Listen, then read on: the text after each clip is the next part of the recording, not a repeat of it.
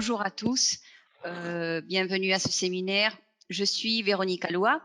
J'appartiens au département commercial international de notre société CIPE et notre séminaire d'aujourd'hui va traiter sur CIPECAD. C'est donc le logiciel pour le calcul de structures béton armées, en fait pour le bâtiment et quelques ouvrages en génie civil. Je voulais vous dire, on est en train d'enregistrer la session. Alors, si jamais quelques-uns arrivent en retard ou bien vous souhaitez renforcer votre séminaire, je vous enverrai l'enregistrement à tous. Comme ça, ça va vous guider au moment de l'utilisation aussi du logiciel. À part ça, je vous enverrai suite à cela des séminaires enregistrés pour que vous puissiez approfondir beaucoup plus dans ce domaine-là. Et bon, ensuite, je vous demanderai en mode privé par le chat à quelle université vous appartenez chacun, d'accord? Vous me répondez, et puis voilà, par écrit, pas de problème. Si vous avez des questions, vous avez mon mail derrière, je vous le noterai sur le chat et n'hésitez pas. Je laisse la parole à Hernan Ludovici, c'est notre ingénieur en support technique qui va vous faire cette présentation. Merci Hernan. Merci Véronique. Donc, bonjour à tous et bienvenue à cette présentation. Donc, aujourd'hui, on va travailler avec les logiciels CIPECAD. L'objectif, c'est voir les principaux points intéressants du logiciel, un peu avoir une idée du processus qu'un utilisateur doit faire avec l'idée d'obtenir un projet, partant de la définition des différentes normes et codes avec lesquels il va travailler, définition des matériaux, et après définition géométrique du projet, pour finir avec l'analyse et obtenir bien sûr les résultats, l'édition des éléments et bien sûr les récapitulatifs, notes de calcul et aussi les différents plans. Donc, une caractéristique intéressante de notre logiciel, c'est dire que c'est un logiciel qui a surtout un côté complètement pratique. C'est-à-dire, ce n'est pas un logiciel qui va rester surtout dans la partie analyse, comme d'autres logiciels, sinon que c'est vraiment un outil du projet, un outil d'application professionnelle. Donc, il est aussi important la définition du projet avec les normes, les codes, charges, etc. Mais sinon, en plus, il aura une partie pratique intéressante que c'est pouvoir obtenir résultats, notes de calcul, tous les documents nécessaires pour la définition finale du projet, de manière à épargner du temps et faire beaucoup plus efficient à l'heure de développer un projet complet de calcul de structure. Donc, sur mon écran, vous pouvez voir donc un petit projet dans des bâtiments. Donc, ce qu'on fera, c'est on ira à des plus, des moins au plus, pardon. Donc, je vais faire un tout petit projet pour vous dire un peu comment on travaille avec les logiciels, montrer les caractéristiques, les principaux caractéristiques du logiciel, les processus, voir quels sont les points forts, par exemple, pour pédagogiquement, pour faire travailler un élève ingénieur, donc de façon qu'il peut découvrir vraiment les forteresses du logiciel, l'application des applications informatiques. Donc, on va commencer tout d'abord parmi les différents logiciels qu'on a sur notre projet. Bon, nous avons bien sûr différents langages pour l'installation du logiciel. Donc, on a la partie structure, on a aussi la partie installation. Parmi les structures, on verra dans les 3 sessions que nous avons planifiées, la partie CP4, et c'est aujourd'hui, c'est notre principal logiciel. Après, pour la 12e session, qui sera, on va concentrer notre travail sur CP3D et les générateurs de portiques, et aussi en 3e session où on va travailler avec les ponts cadres et les éléments de soutènement qui sont les écrans et aussi les éléments de soutènement pour les sous-sols. Donc, aujourd'hui, on va travailler avec CP4, je vous dis c'est déjà là. On va commencer par créer un fichier nouveau. Donc, sur fichier nouveau, je vais donc définir le nom de mon projet. Et on va commencer avec les différents types de projets qu'un utilisateur peut définir. En général, et surtout quand il s'agit d'un tout petit projet ou par exemple travailler avec la définition d'un poteau, comment on va à vérifier un poteau, quelles sont les caractéristiques, etc. C'est surtout un ouvrage vide qu'il va nous falloir. Mais surtout pour les élèves plus avancés des dernières années, sûrement nous aurons la possibilité de définir un projet complet où nous pouvons même travailler avec d'autres parties pour obtenir un projet complet où on prend comme l'architecture, etc. Et sur ce type de cas, sûrement nous allons faire peut-être une introduction automatique d'XF, de WG ou même un projet avec philosophie BIM. Bon, aujourd'hui, on va commencer un peu de la partie basique, que c'est un ouvrage vide. Donc, on commence là, c'est les premiers menus qu'on a. C'est données générales et important ici, c'est la définition des normes. Donc, c'est les premiers menus sur lesquels on va travailler et c'est là où on va choisir les normes avec lesquelles je vais travailler.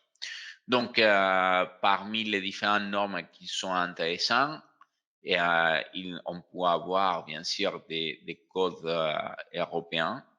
On a aussi des normes américaines. C'est intéressant peut-être pour quelques élèves connaître des autres normes aussi. Ça dépend des universités, des plans d'études. Mais il faut savoir qu'on a bien sûr les Eurocodes, on a la BRL s'il est nécessaire, par exemple pour certains pays ou certains plans d'études, et aussi les Eurocodes de France. Parmi les normes dans ce cas pour les normes de béton, après pour les normes d'acier, nous avons aussi différentes options et nous allons choisir les nécessaires pour notre projet. Pour ce cas, Eurocode 3 et 4, documents France. Bois aussi, on a différentes options aussi. Aluminium, mur bloc en béton et plancher mixte pour selon les Eurocode 4. Donc, on va accepter. On va dire oui. Et là, c'est à partir de là, nous pouvons commencer à définir les types de béton, les types d'acier avec lesquels on va travailler pour notre projet. Cet acier correspond au béton armé Dans ce cas, il s'agit de l'acier des éléments profilés, laminé et formé à froid.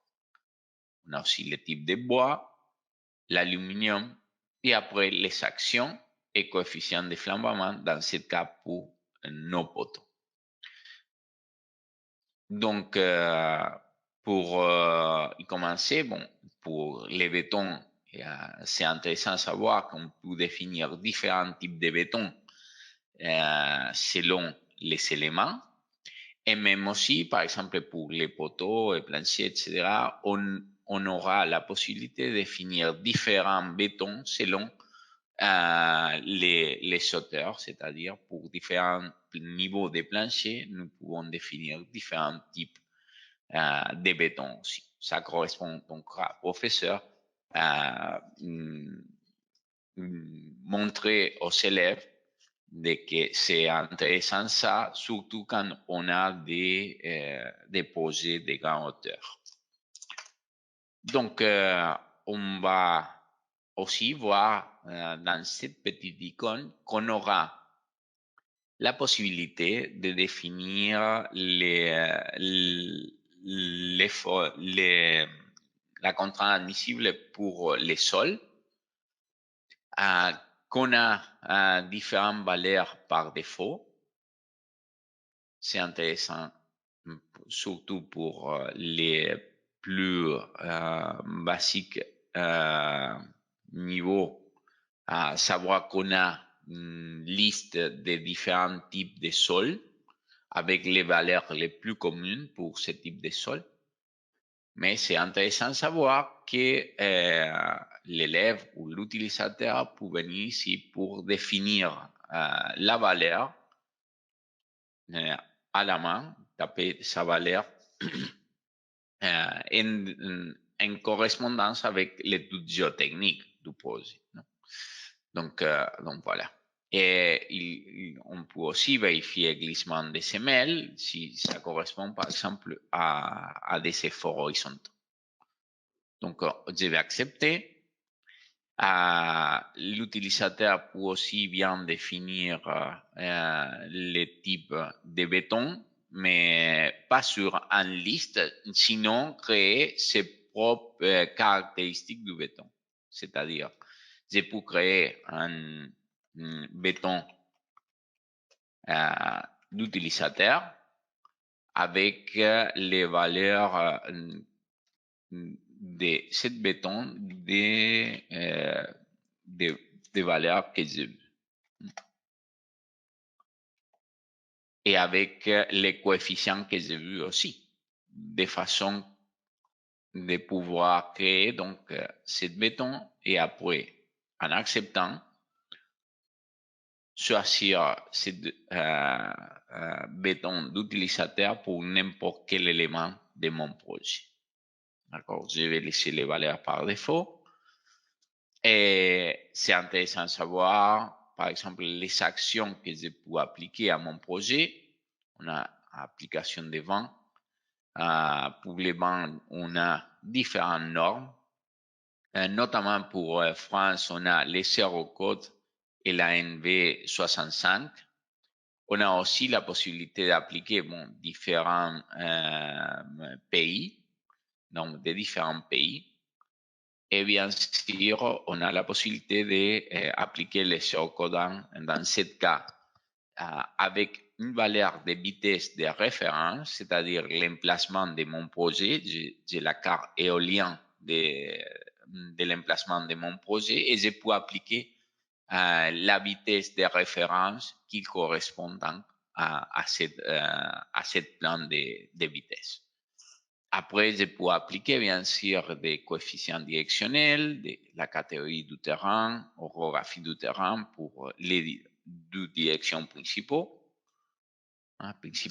Donc, et la période de service année.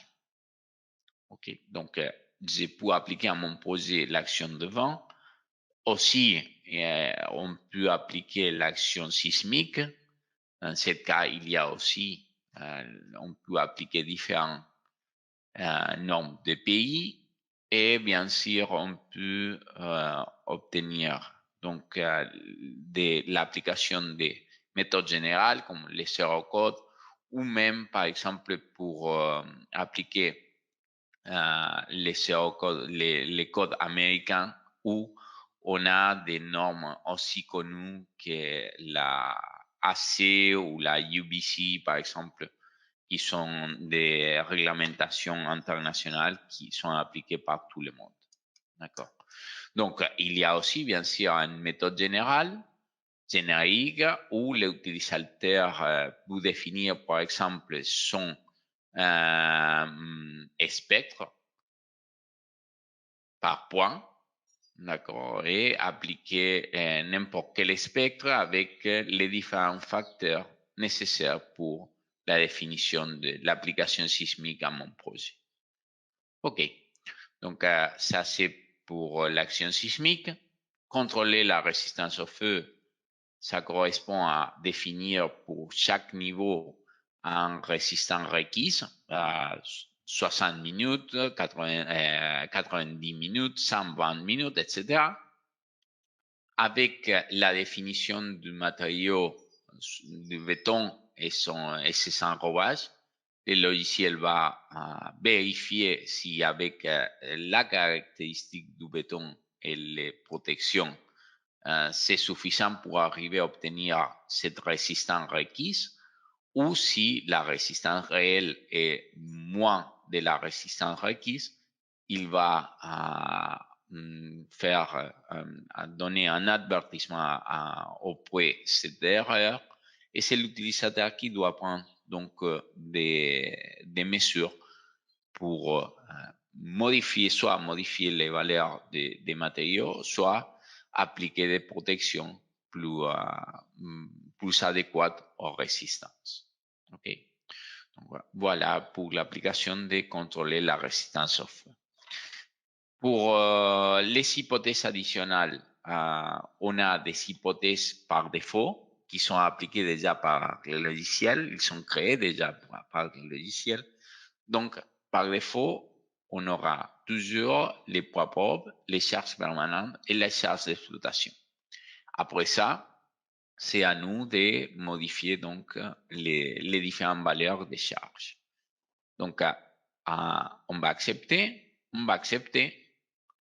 et on va commencer avec un projet si simple comme un projet un seul niveau de poutres et des semelles pour ce projet. Donc, je vais commencer dans ce cas avec tout d'abord la définition. Bon, si pour ceux qui ne nous connaissent pas, on va voir un peu la démarche du travail avec les logiciels. Comme vous voyez, on a les différents menus. On a aussi des différents onglets. Dans ce cas, on a les entrées de poteaux, entrées de poutres, résultats, isovaleurs et sécurité santé. Donc, pour entrer des poteaux, dans cet espace, nous allons définir tout d'abord la géométrie en hauteur, c'est-à-dire les différents niveaux de notre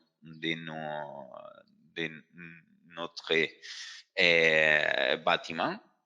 Aussi, nous allons définir les éléments verticaux, dans ce cas, les poteaux, qui correspondent à la section et comment ils peuvent varier selon les hauteurs.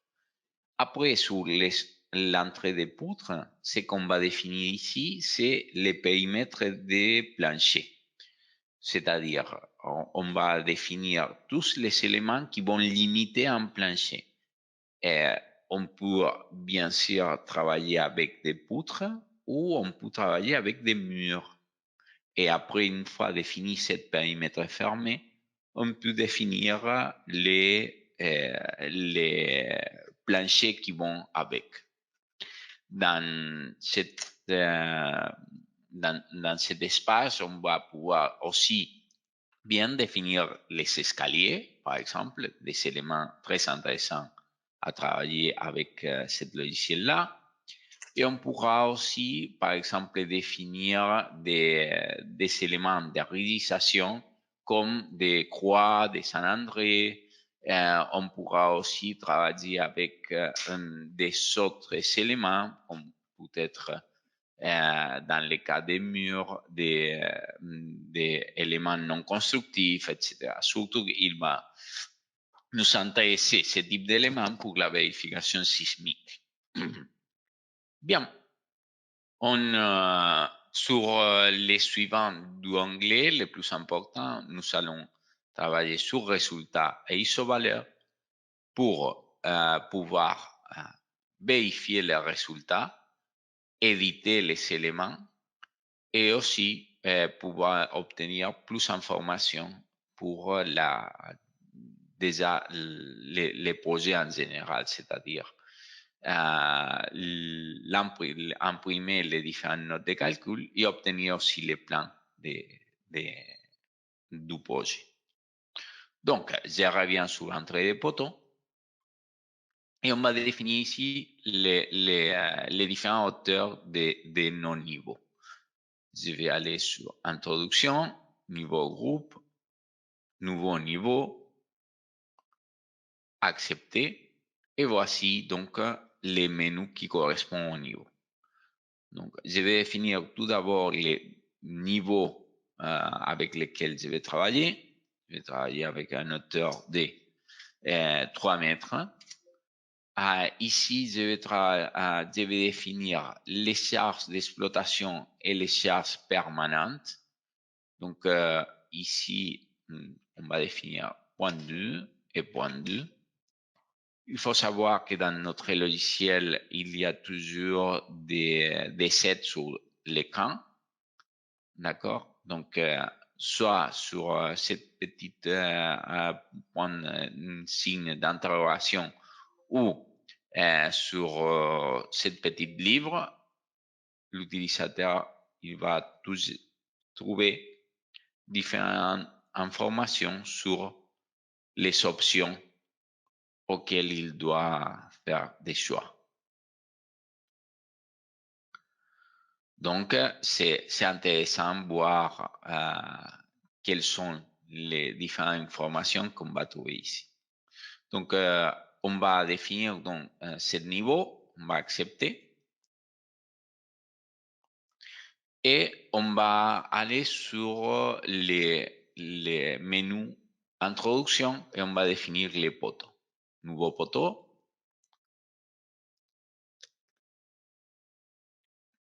Sur le menu des poteaux, on va définir les éléments poteaux. Dans ce cas, on va définir le groupe initial, le groupe final. On va définir le type de section. Vous voyez qu'on peut travailler différents types de poteaux. Béton armé, métallique, bois, section mixte et aussi générique. L'utilisateur peut modifier par exemple les angles, degrés, aussi les types de liaison, les coefficients de flambement, coefficient d'encastrement, coefficient de rigidité axiale, enrobage, la résistance du béton. Il y a des valeurs qui sont générales et il y a aussi des valeurs qui sont particulières. Donc, c'est à l'utilisateur pouvoir modifier ça.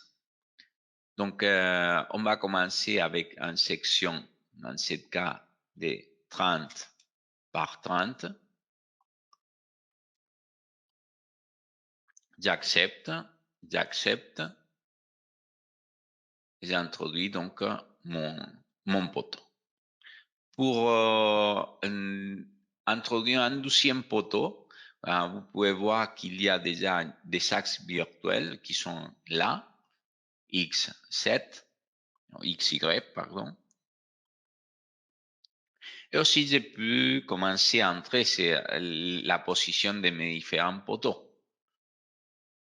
Si j'ai besoin seulement d'aller avec la souris sur la direction X, je clique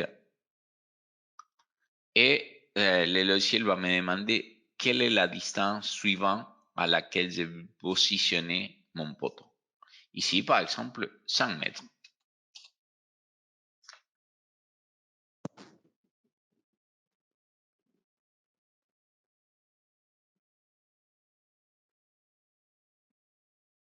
suivant et sur la direction Y, 4 mètres.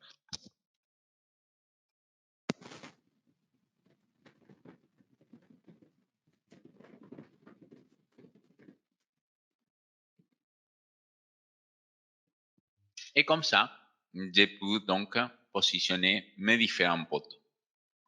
Alors, je vais voir s'il y a d'autres questions.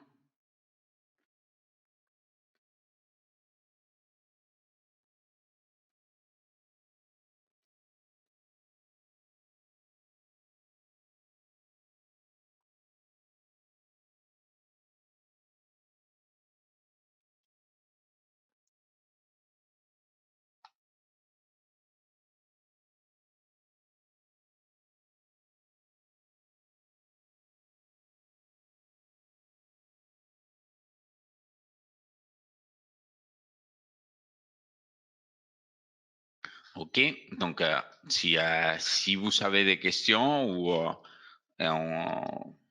des doutes, s'il vous plaît, vous pouvez utiliser le chat de l'application. Donc ici, on vient d'en définir donc 4 poteaux. C'est déjà les 4 poteaux nécessaires, par exemple, pour passer à l'entrée des poutres. On peut voir une vue 3D de ce qu'on vient de définir. D'accord, donc c'est aussi facile que ça. Et là, on peut commencer à travailler et sur entrée des poutres, on va travailler niveau par niveau. C'est-à-dire, on va aller sur les niveaux plancher 1 pour définir donc les poutres et les planchers. Et on pourra venir sur les niveaux de fondation pour définir les semelles ou les différents éléments qu'on veut obtenir ici. Qu'est-ce qu'on peut faire en plus? Bon, bien sûr, on peut définir différents types de poteaux et je vais revenir sur les menus des poteaux pour vous montrer les différents types de poteaux qu'on peut utiliser sur notre logiciel. Donc, on voyait par exemple ici qu'on pouvait utiliser soit des poteaux en béton avec 3 différents types de sections, des sections rectangulaires ou carrées, bien sûr, aussi des sections circulaires et les sections de type générique. Dans ce cas, c'est à l'utilisateur de définir le type de section, le type d'armature et le logiciel va vérifier. Deuxième type de matériaux métalliques. Donc, on a différents types de poteaux profilés en acier avec différentes formes géométriques, bien sûr, les normalisés, double T, en C, en U, T, corrière symétrique, corrière asymétrique, plate-bande, les éléments rond-plan ou carré-plan. Aussi, on a la possibilité de travailler avec des sections du profilé du type reconstitué soudé avec différentes formes. On a des bibliothèques, on va voir tout à l'heure, et l'utilisateur peut aussi définir ses propres profilés. On a aussi donc les profilés formés à froid. Okay. Donc, on peut voir les bois pour lesquels on a des sections plus simples. Et bien sûr, on a des bibliothèques pour des poutrelles, pour des poteaux, etc. Après, on a des sections mixtes. Ça, c'est intéressant. On a des poteaux. Par exemple, cette section, c'est béton armé avec un d'un profilé d'acier. Pour le deuxième cas, il s'agit en réalité d'un profilé d'acier rempli par des bétons armés. et les différentes variantes avec différents types de profilés, par exemple. Ici, une section ronde, à la fois dans section rectangulaire ou carré comme la première. Et on a ici une section circulaire avec un homme de profilé d'acier. Et finalement, on a une section complètement générique dans laquelle on peut définir les matériaux, les types comme par exemple verre ou un nouveau matériau, pas les classiques. Et comment est-ce qu'on va définir ce matériau à partir de cette bibliothèque ici? On peut définir un nouveau matériau.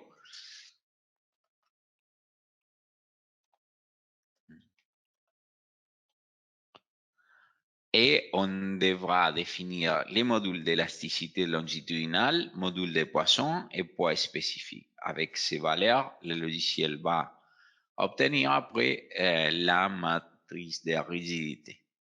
Et après, on peut définir les matériaux et aussi les caractéristiques de la section. Ça peut être rectangulaire, ça peut être circulaire ou ronde, peut être une section générique avec une forme laquelle on veut. Et aussi, on peut définir de manière très, très générale les matériaux si la section dans laquelle on va définir de certaines limites pour les largeurs, les épaisseurs et les caractéristiques mécaniques. C'est la définition la plus générale qu'on peut faire d'une section. D'accord. Donc voilà. Et ici, on va aller par exemple sur la section ronde et on va modifier par exemple cette poteau. D'accord. J'ai vu aussi modifier par exemple cette section pour utiliser une section d'acier. En ce cas, je vais utiliser un HEB de 300. Je vais accepter, et je peux passer au suivant onglet. Et dans ce cas, souvenez-vous, on va travailler niveau par niveau. Je vais travailler tout d'abord sur le niveau plancher 1 et on va définir des poutres. Maintenant, on commence à travailler avec les poutres de différentes familles. Donc, un poutre du type plate, des poutres en retombée. Aussi, je peux travailler avec des poutres treillis, des appuis de type poutre, des poutres précontrantes, des poutres de fondation, des chaînages non structurels, des poutres en acier et des poutres en bois. Donc, les plus classiques, par exemple, les poutres en retombée, il peut être du type rectangulaire vers le bas, ou je peux obtenir par exemple une poutre inversée rectangulaire. Je peux travailler bien sûr avec des poutres de section T ou des sections de variables. Donc on va utiliser les classiques sections, donc dans ce cas du type rectangulaire. Je dois définir comme utilisateur la largeur en 5 cm, par exemple, et une hauteur de 45 cm. J'accepte et je peux entrer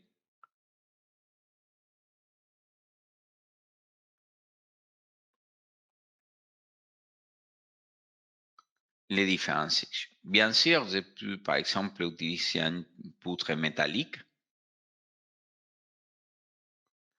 Et dans ce cas, aller sur la même bibliothèque qu'on a vu tout à l'heure.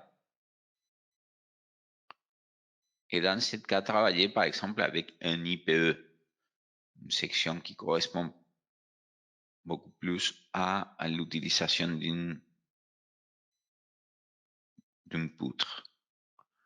Et je vais définir la position initiale de la poutre. Je me rapproche par exemple d'un élément. Dans ce cas, il sera la tête d'un poteau.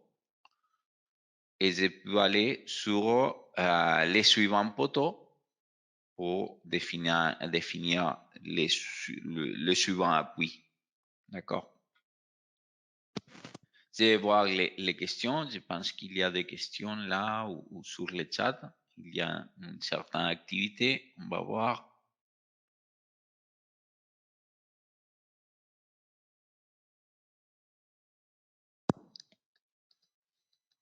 OK.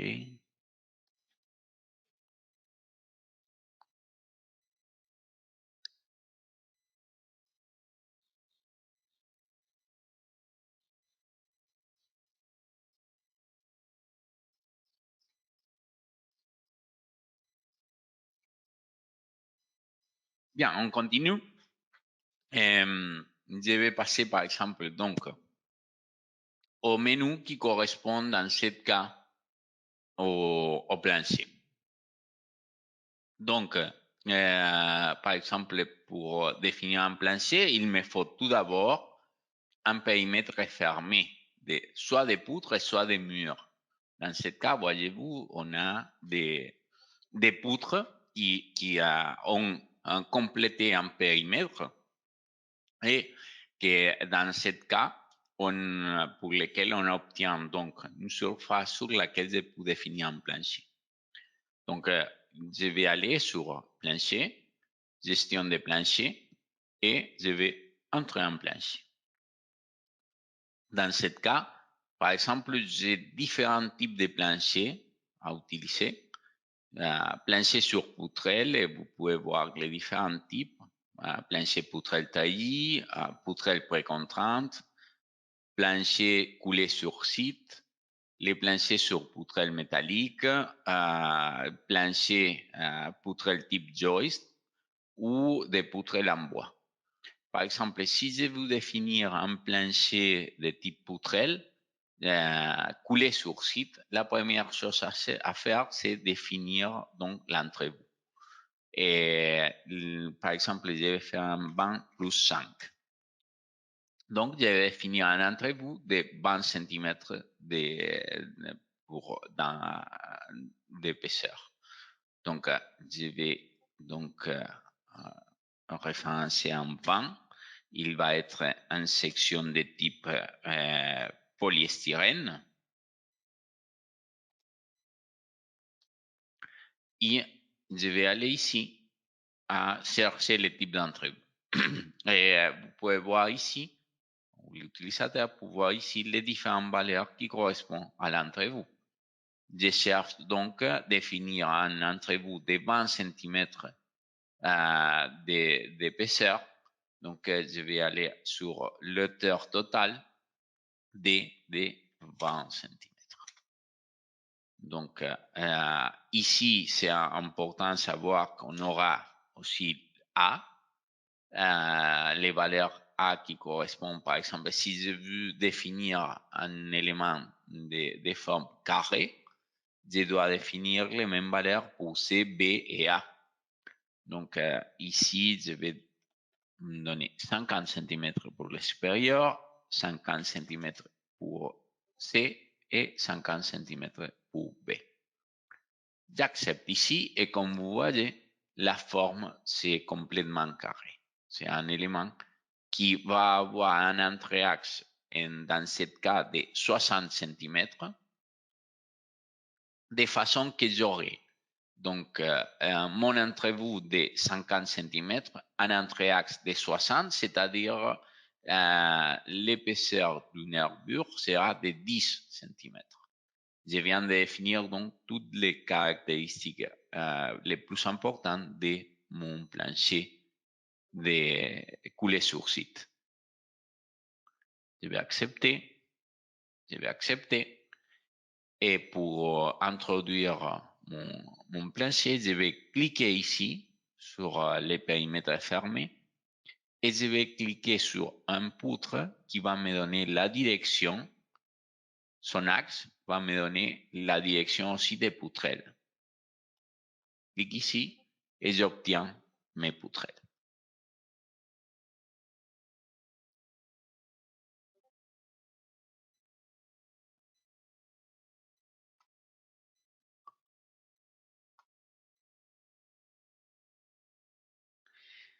Bien, on va une autre chose, une autre caractéristique importante dans le logiciel, c'est la possibilité de changer les points d'insertion.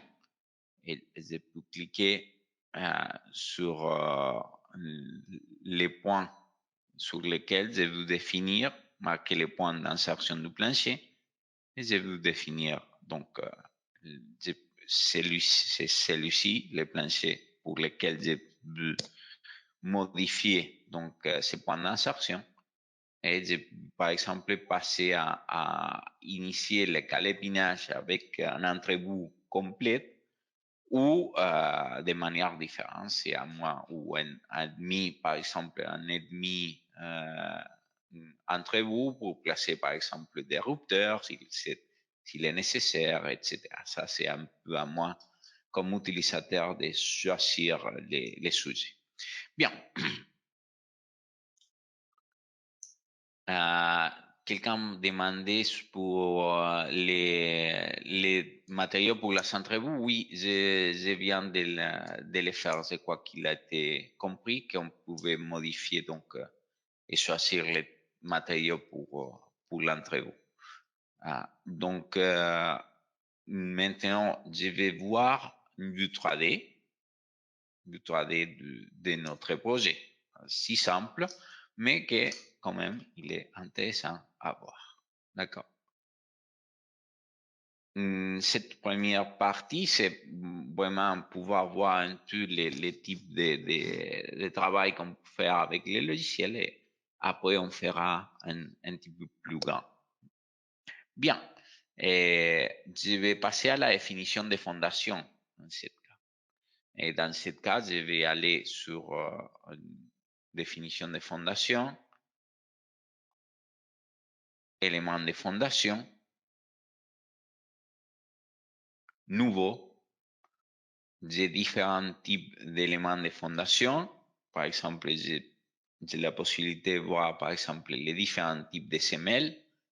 Des semelles carrées, rectangulaires, centrées ou excentriques, et aussi des semelles de type pyramidal. Pour cette semelle, je vais utiliser donc les éléments de béton armé. Je pourrais aussi utiliser les semelles de béton massif ou des semelles sur pied, où j'ai différents choix.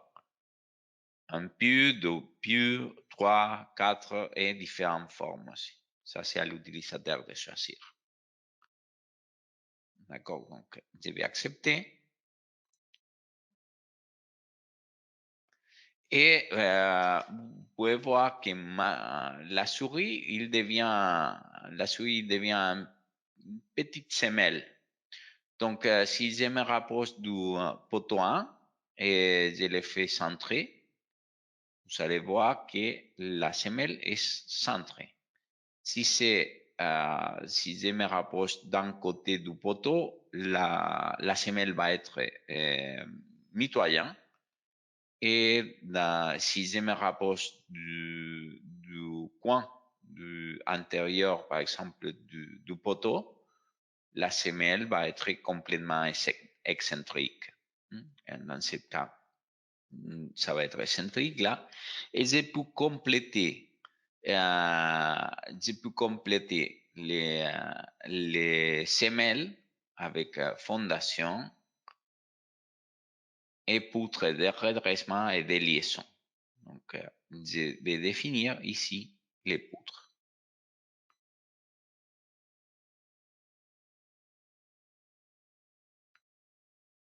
Comme il s'agit de semelles excentriques, vous pouvez voir que la semelle va s'entrer donc dans ce cas. Et ici, la même chose. Donc, voici mon projet complet, on peut dire. Donc, je vais aller sur, je peux lancer déjà les dimensionnements et les calculs. J'accepte et le logiciel commence à travailler.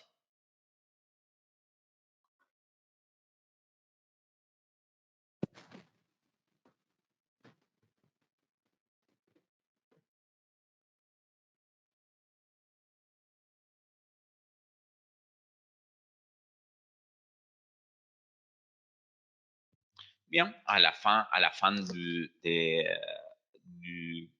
processus d'analyse et d'obtention des dimensionnements des différents éléments, le logiciel va me montrer un rapport avec des possibles erreurs et bon, combien de temps il nous a fallu pour calculer le dimensionnement, etc.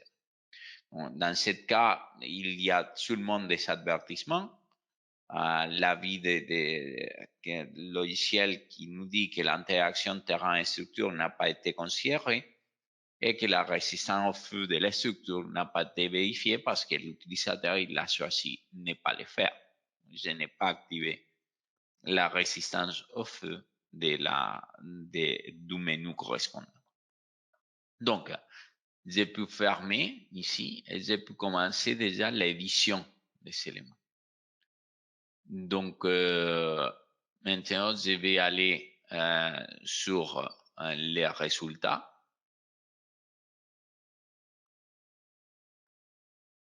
Et là, c'est intéressant de savoir qu'on a la possibilité, par exemple, d'aller sur le plancher et commencer à voir, par exemple, les poutrelles.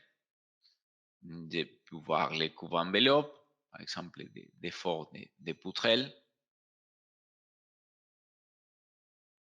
Vous voyez, nous avons, par exemple, les moments fléchissants.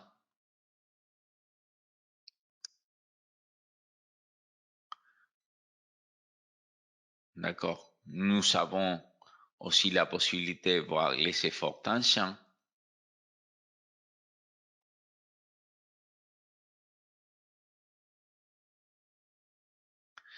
Nous pouvons voir différentes situations, des courbes enveloppes, des hypothèses, des combinaisons. Ça, c'est à nous de choisir quelles sont les valeurs que nous voulons voir sur l'écran. Aussi bien, nous pouvons voir que le logiciel, il a défini aussi les armatures pour la position bas, les positifs, et aussi les chapeaux pour nos poutrelles. OK, donc ça c'est pour les poutrelles. Maintenant, on peut aller éditer les poutres. Et si je vais éditer les poutres, je peux avoir ici donc toutes les valeurs qui correspondent à mes poutres. Donc, j'ai la section, on peut voir ici. Je peux aussi voir les armatures qui correspondent aux poutres, la position, en haut, en bas, s'il s'agit d'une première, un deuxième lit, et aussi les cadres.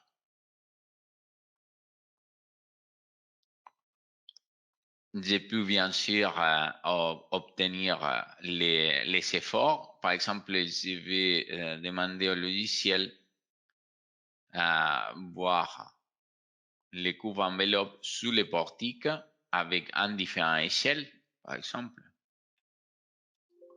Voici donc les valeurs de mes efforts. Voyez-vous que vous pouvez, comme utilisateur, définir quelles sont les valeurs que vous voulez voir sur l'écran. Les hypothèses, les trois hypothèses qu'on a définies, poids propre, charge permanente et charge d'exploitation. Nous pouvons aussi voir les combinaisons, rupture ou fissuration. et laquelle parmi elles. D'accord? Et on peut bien sûr voir différents efforts, pas seulement les moments fléchissants, sinon par exemple l'effort tangent. Comme vous voyez, il y a une valeur pour chaque position des poutrelles. D'accord? Tandis que par exemple, pour les portiques 3, l'effort tranchant est complètement continu, car il s'agit d'une valeur de réaction de poids propre seulement. Il n'y a pas d'appui des poutrelles sur ce côté-là. Ça, c'est intéressant à voir et montrer aux élèves, par exemple. Bien, nous pouvons aussi, par exemple, éditer les armatures longitudinales et proposer différentes combinaisons, soit pour les armatures supérieures ou inférieures. Nous pouvons bien sûr modifier donc les armatures qui correspondent à l'effort tangent.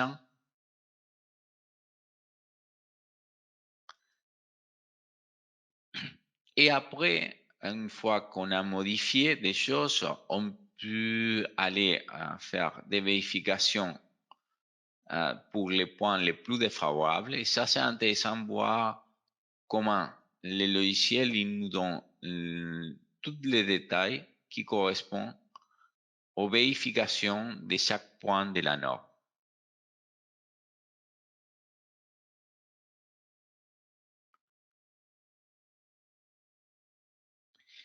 Si j'ai besoin, je peux voir une liste complète de tous les contrôles qui ont été faits sur cette poutre.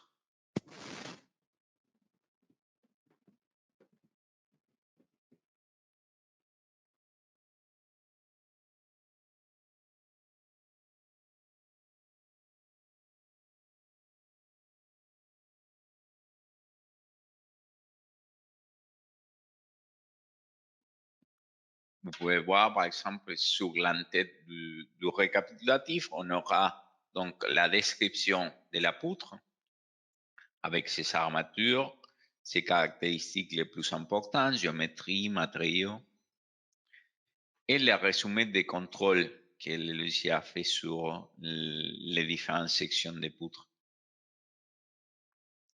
Obtenant par exemple les vérifications de fissuration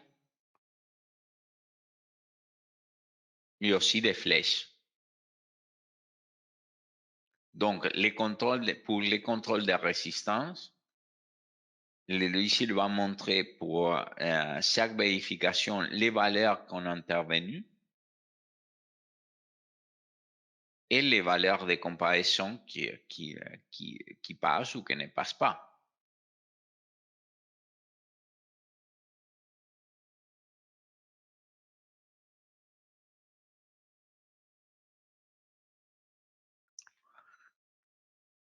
Par exemple, on va changer de norme, par exemple. On va aller sur... Ouais, bien, on était bien. OK. OK. Je reviens sur les résultats de la norme pour les poutres. Et on va voir les vérifications sur les points les plus défavorables. On voit ici, par exemple, les différents armatures. Voyez-vous que, par exemple, sur la liste complète des différentes vérifications, on aura aussi les vérifications qui correspondent à la résistance, les vérifications de résistance, les vérifications de fissuration, d'accord?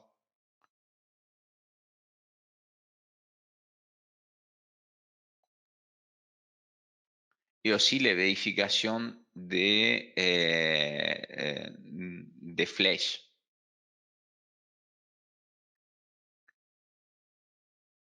L'application des charges. OK. Dans le temps. et là, l'évolution des flèches. Ici, la vérification de la fissuration.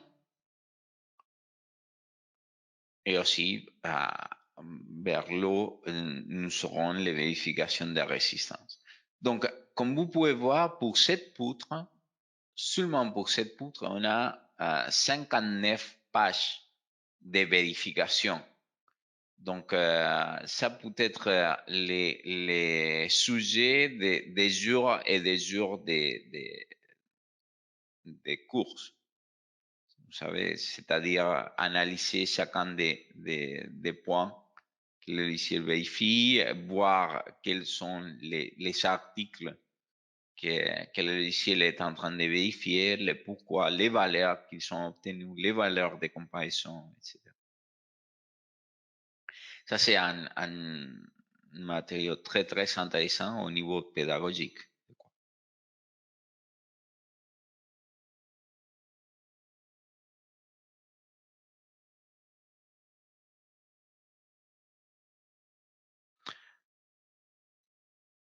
Si on va par exemple sur la poutre en acier, souvenez-vous, on avait la poutre en acier.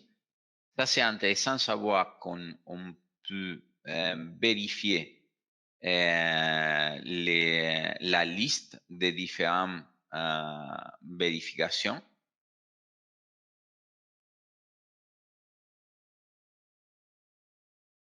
On peut sélectionner notre profil. On peut faire les vérifications de la série du profilé.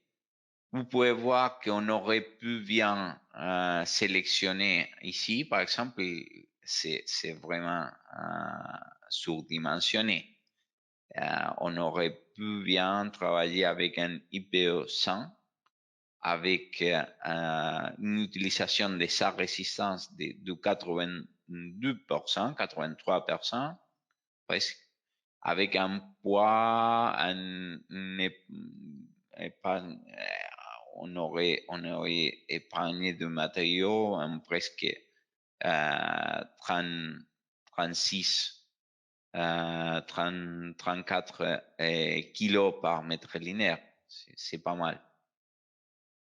Ça, c'est intéressant à montrer aux élèves aussi, l'économie de nos structures. Et bien sûr, on a la possibilité de contrôler les résultats. D'accord? Et on aura aussi la liste complète de cette vérification. Dans ce cas, selon les codes 3 et 4.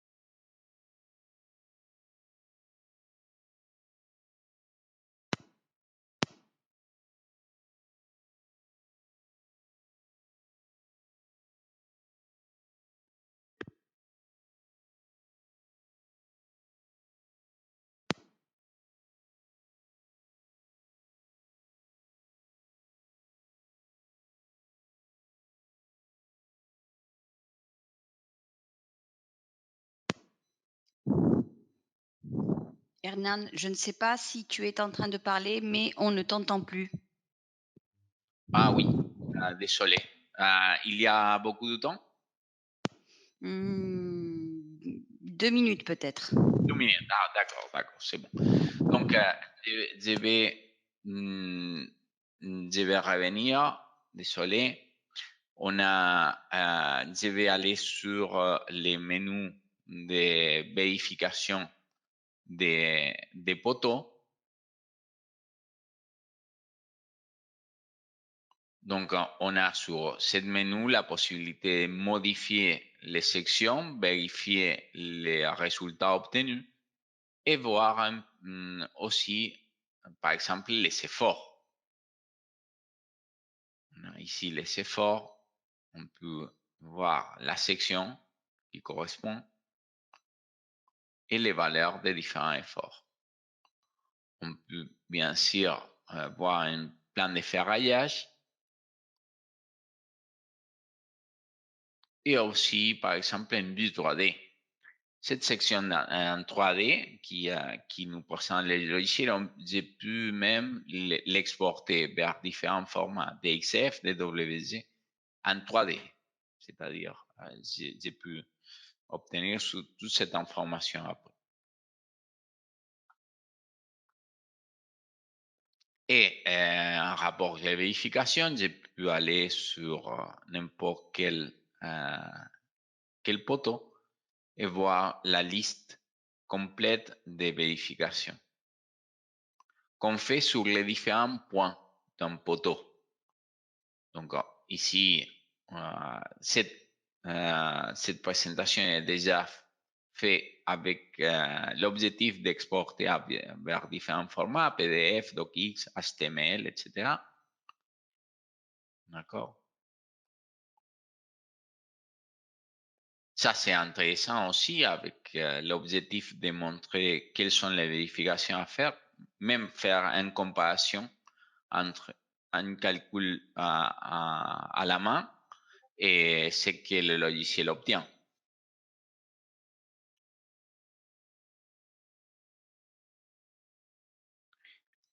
Et ici, les vérifications des différents points que le logiciel fait. C'est-à-dire, je peux aller sur n'importe quel point de vérification à la sortie de la semelle ou à la tête des poteaux.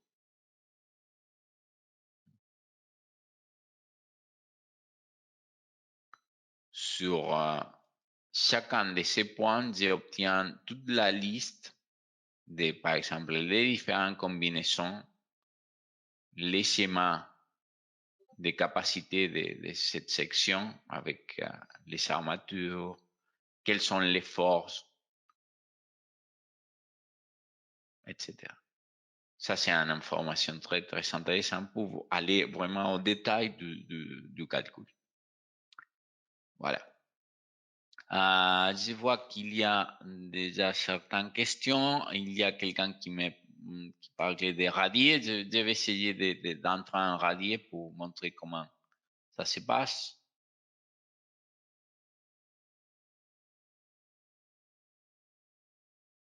Un poteau par ses coordonnées. Oui, je vais montrer flèche.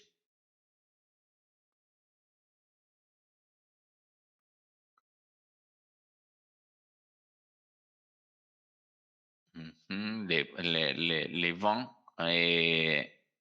OK.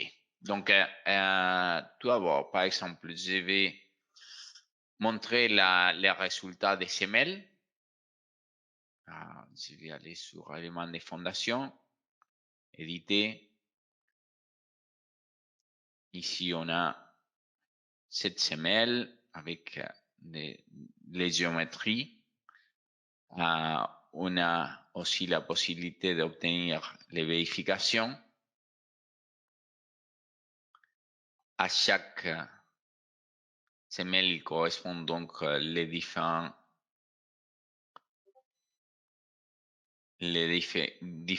vérifications au niveau géotechnique, la vérification de la contrainte admissible, l'équilibre de la semelle, renversement, et aussi la vérification des résistances, c'est-à-dire à la flexion, à l'effort tension, compression, etc. Et aussi bien des vérifications des pourcentages géométriques minimales, de l'espacement, etc. Longueur crash. Voilà. Et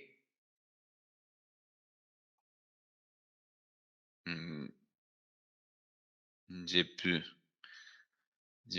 vais dans ce cas essayer d'aller sur entre les poteaux. Je vais faire une modification un peu à grande vitesse pour vous montrer comment on peut définir les radiers et comment est-ce qu'on peut faire les redimensionnements des différents éléments. Les uniques éléments que le logiciel va faire pour lesquels il va dimensionner la section, c'est seulement pour les semelles. Pour les autres éléments, c'est l'utilisateur qui doit définir la section des poteaux, des poutres, etc. Après, le logiciel va essayer d'armer cette section. S'il ne passe pas, il va donner un avis. Et s'il obtient une armature très forte, c'est l'utilisateur qui doit aller là et voir qu'il y a une armature aussi lourde ou un peu qui peut-être n'est pas économique et voir si il est convenable, par exemple, de modifier la section pour obtenir moins d'armature pour des barres. Ok, donc je vais aller sur fondation, je vais éléments de fondation, je vais effacer ces éléments. Donc, comment est-ce que je vais revenir sur les niveaux? Niveau groupe, dans ce cas, je vais rajouter un niveau. Aussi, un niveau de 3 mètres. Point 2 comme 25 comme valeur pour les charges d'utilisation et charges permanentes. J'accepte. Et maintenant, je vais modifier donc ces poteaux. Je vais aller sur cette poteau ici. Je vais lui demander d'aller jusqu'au plancher 2.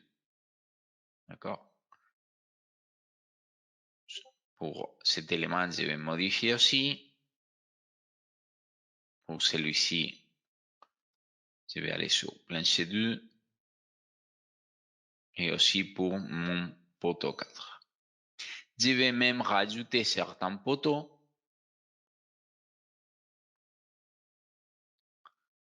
De ce côté. Et par exemple, de ce côté aussi. Et ce que j'aimerais, par exemple, dans ce cas, je vais vous montrer un peu à grande vitesse comment on va modifier, par exemple, la section du type générique.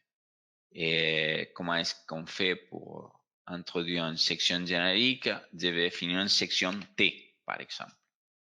Là, je vais créer une nouvelle section, sur mon écran. J'ai un éditeur et je vais faire 40 cm pour la référence. Et ici,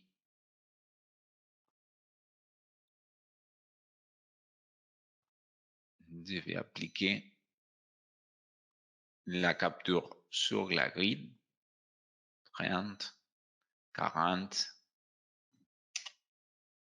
Ici, c'est 20 cm, par exemple. Il y a, comme vous pouvez voir, pas mal d'outils de CAD dans ce logiciel. Donc, pas qu'on travaille avec des logiciels de CAD, ça c'est facile. Je vais fermer. Ici, j'obtiens donc la section. Et maintenant, à cette section, je vais l'appliquer une armature. Mais ici, armature pour 40. Donc, des barres pour les différents coins et aussi la section transversale qui va être des étriers dans cette direction et celle autre. OK, donc à la section 40, je vais les faire correspondre l'armature 40 et le transversal en étri. Avec une armature des coins de H10 et des diamètres des cadres périphériques H6. Donc, j'accepte et je peux définir la position. Dans ce cas, comment est-ce que je peux rentrer les poteaux par coordonnées? C'est seulement en ce moment, tel comme j'ai mon espace de travail, je dois aller sur les claviers. Donc, au moment d'entrer une valeur sur le clavier, par exemple 0, il va apparaître donc la calculatrice sur laquelle je peux définir les coordonnées X et Y. Donc, je vais positionner sur 0, coordonnées 0, X, en coordonnées Y de 8. 0, intro, et 8 pour la coordonnée Y. Et voilà, positionner mon poteau. Maintenant, je peux faire de manière graphique à l'intersection des axes virtuels que le logiciel me montre, ou je peux, bien sûr, aller sur les claviers et introduire les valeurs. Donc, dans ce cas, je vais introduire 5 pour les coordonnées X et 8 pour les coordonnées Y, et avec intro, les douzièmes poteaux. D'accord? Donc, voilà. Donc, je passe à l'entrée des poutres. Et une caractéristique très importante pour pouvoir définir une fondation des radiers, c'est que pour les poteaux, souvenez-vous, on avait sur cette édition la possibilité de définir avec liaison extérieure ou sans liaison extérieure. Et il devient important avoir toujours LED sur l'écran. Donc, voilà. Si je travaille avec liaison extérieure, c'est un type de poteau qui va naître sur une semelle sur pied. Et sinon, s'il s'agit, si j'ai besoin de travailler avec un poteau qui va partir ou qui va naître sur un radier, je dois définir sans liaison extérieure. Donc, j'accepte là. Et maintenant, sur mon poteau 7 peut naître sur un radier. Mais je peux modifier les caractéristiques de tous mes poteaux comme ça. Je peux modifier la liaison extérieure et dire que tous mes poteaux vont avoir sans liaison extérieure. Déjà, attribut, je sélectionne par fenêtre et je peux aller sur entrée de poutres. OK. Donc, je vais au niveau 0 pour définir la géométrie de mon radier. Du radier qui va être limité. Par exemple, je peux aller sur poutre, entrée de poutre. Et je peux définir la géométrie de du radier comme ça. Je peux aller en chaînage non structurel et créer une géométrie dans laquelle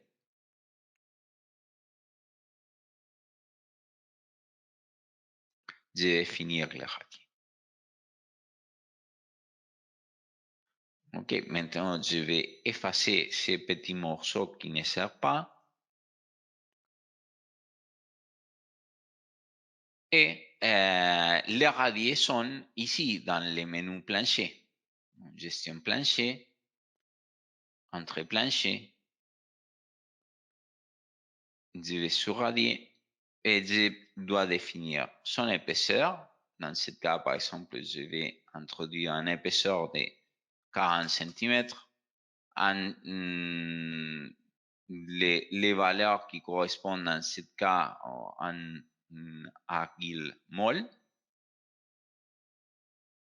Et aussi, je dois définir les modules de réaction. Les modules de réaction que j'ai pu, qui correspond à l'élément complet, ce n'est pas la valeur de la plaque. Et donc, il peut venir bien sûr de l'étude géotechnique. Donc, j'accepte. Je clique ici sur, dans le périmètre et cliquant sur la limite, je peux voir donc ce que je viens de définir. OK, donc voilà. Je vais compléter mes planchers ici pour mon projet.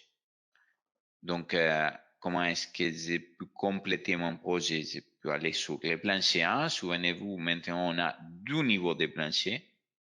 Sur les planchers 1, je vais prolonger les poutres.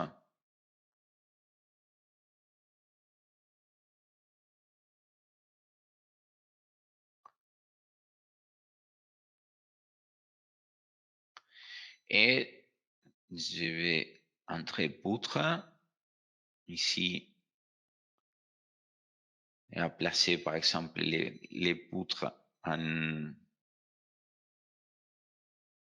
des 25 par 40. Mais cette fois-ci, je vais travailler par exemple ce type de poutre seulement pour vous montrer les différentes typologies d'éléments avec lesquels on peut travailler. D'accord? Donc, les planchers que je vais utiliser dans ce cas, c'est un plancher du type plancher dalle de 15 cm. J'accepte et je vais copier ce plancher sur les trois panneaux. Voilà. Voyez-vous donc les types de poutres qui est rectangulaire inversé, par exemple.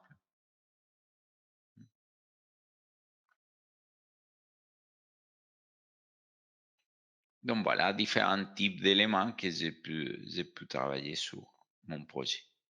Et maintenant, il me reste, par exemple, aller sur, vous montrer l'action des vents.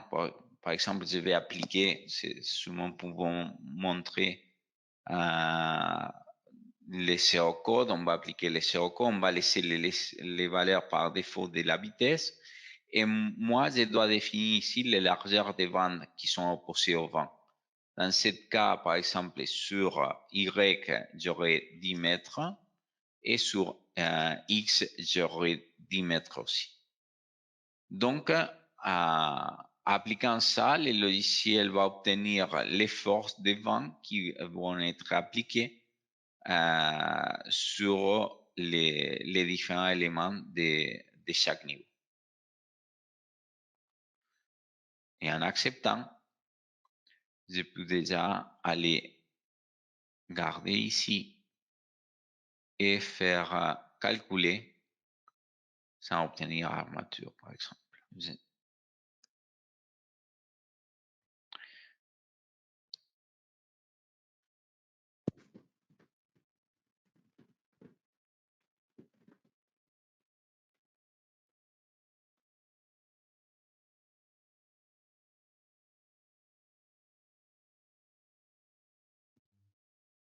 Bien, donc on va aller par exemple sur résultat. C'est intéressant de voir par exemple la déformée. Ça, c'est un des.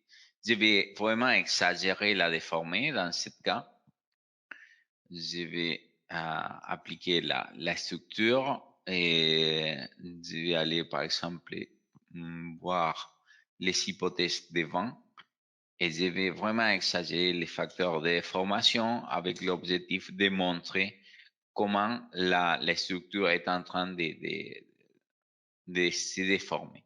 Bien sûr, comme vous voyez, c'est seulement une déformation qui vous pouvez apprécier sur l'image, mais sur l'échelle, c'est seulement 1,3 mm qui se déplace. Donc, j'ai dû exagérer les facteurs pour qu'ils soient appréciables sur l'image. Donc, ça, c'est pédagogique aussi. Ça, c'est intéressant pour montrer aux élèves. Pas seulement avec les vents, sinon aussi, par exemple, avec les sismes. Beaucoup plus intéressant aussi. Et par rapport au radier, par exemple, on a la possibilité de voir sur isovaleur les déplacements des différentes combinaisons. J'ai pu vérifier les valeurs par isoligne et isovaleur. Les déformations sont là. Et j'ai la possibilité, par exemple, de voir sur l'onglet résultats, voir si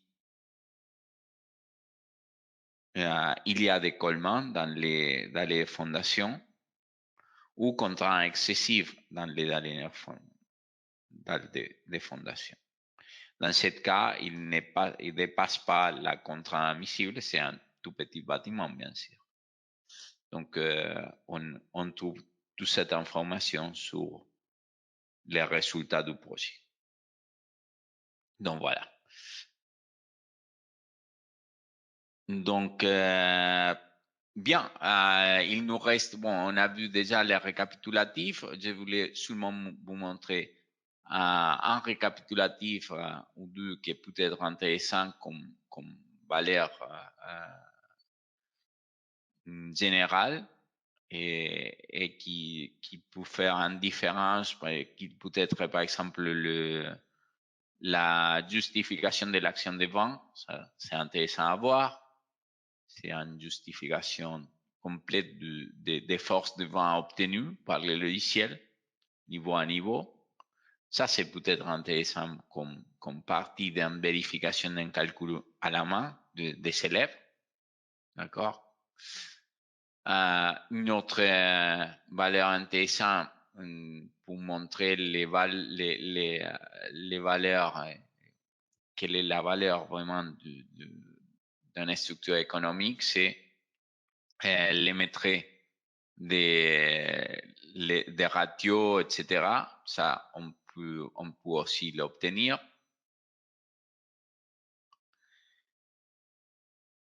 Et on a, par exemple, les récapitulatifs personnalisés, métriques, etc. Il y a un rapport, les plans, que je n'ai pas obtenu rien jusqu'au moment. On va voir aussi des plans pour des autres logiciels aussi, mais juste pour vous montrer les types de plans qu'on peut obtenir. Ici, on a une liste de différents types de plans. Plan par niveau, plan portique, plan coffrage, etc. Je vais vous montrer deux ou trois qui sont intéressants à montrer aux élèves et qui sont nécessaires pour la définition d'un projet, bien sûr. On va avoir, par exemple, les plans des poteaux, les plans de niveau, avec les détails des armatures, etc.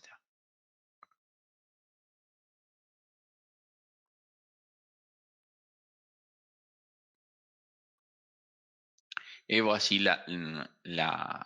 l'aperçu des plans qu'on va obtenir. Je peux imprimer tous et montrer déjà sur les logiciels de cadre.